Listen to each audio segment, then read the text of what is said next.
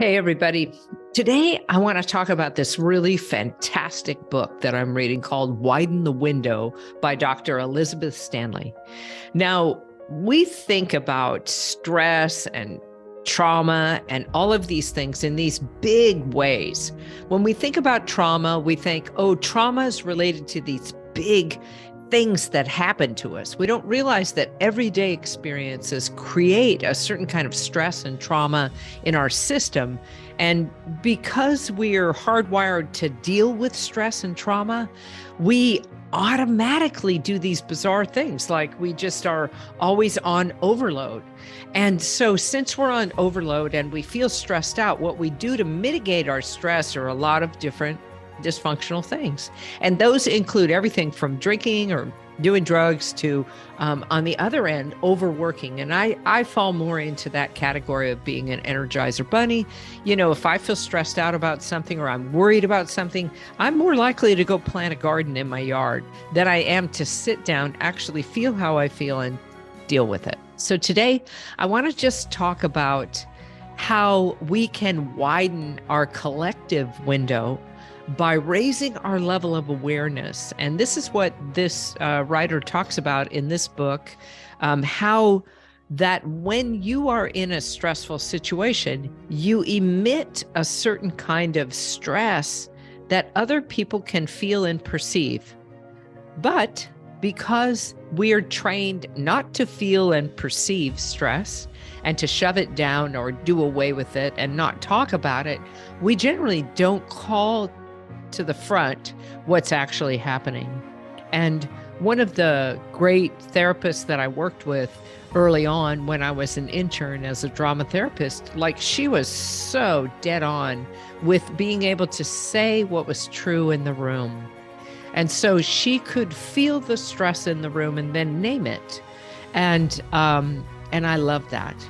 And so over the years, I've just, as a facilitator, tried to name what's true in the room. Now, I'm not always right because I don't always know what it is that I'm feeling, but I can feel when a group is disgruntled or there's an elephant in the room, they don't want to talk about it. And these are the ways that you can get more in touch and widen our collective window. Is by one, becoming aware of how your body feels in any stressful situation and knowing what triggers you, what triggers your stress. And it's not the responsibility of whoever you're with to take care of you if you're stressed out. Let's be clear about that. It's entirely your responsibility to handle your own feelings and reactions and then to work through them in whatever way that you can. So in this book, Dr. Stanley, she gives an example of when she goes to the dentist, and she has a phobia of going to see the dentist. So she's worked through and learned how to work on the stress in preparation of it. And so she used a bunch of techniques that she talks about in the book. And then when she sits in the chair, the doctor rolls up to it and puts the cotton in her mouth, and he's getting ready to do, I think, a root canal or something. And he stops and he says, I think it's time for us to take a break. And she goes, whoa, how did he know that that's what I needed was a break, right? And she said, how did you do that? How did you know? And he said, well, the kind of surgery that I'm doing on you requires a very precise kind of care. And as I began to go into the procedure, I started to feel nauseous. And so I realized that no matter what I was feeling, I would just need to take a break. And so this is how we are because we're social animals. We automatically emit our stress. And so that stress kind of dissipates into the atmosphere. And unless someone names the stress and actually works to work through the stress, then we just all cope with it by overriding it. And so we've overridden things for years, which is why right now we see so much divisiveness between people in the world, because for so long we pushed away what was true and real for people, and we pretended otherwise. And as a gay woman growing up in a time where people threw bottles at you on the street and you had to hide who you were, and if you're Black, you can't hide who you are, but when you're gay, you pretty much can if you need to, right?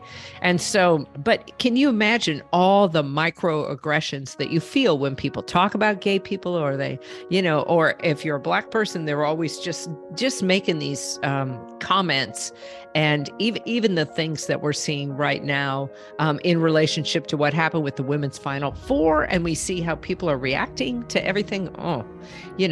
So let's widen our window. So I encourage you to, one, figure out what your triggers are and then own them, and then work with them to work through them yourself so that you know how to slow down and calm down in the moment when you need to. Speak up for yourself and set boundaries when it's appropriate.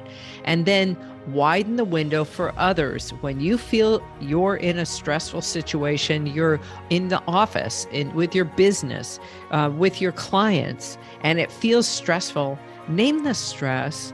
And don't, without harm or foul, this is just, we're all learning to navigate this new world where we want to create a healthier environment for all of us.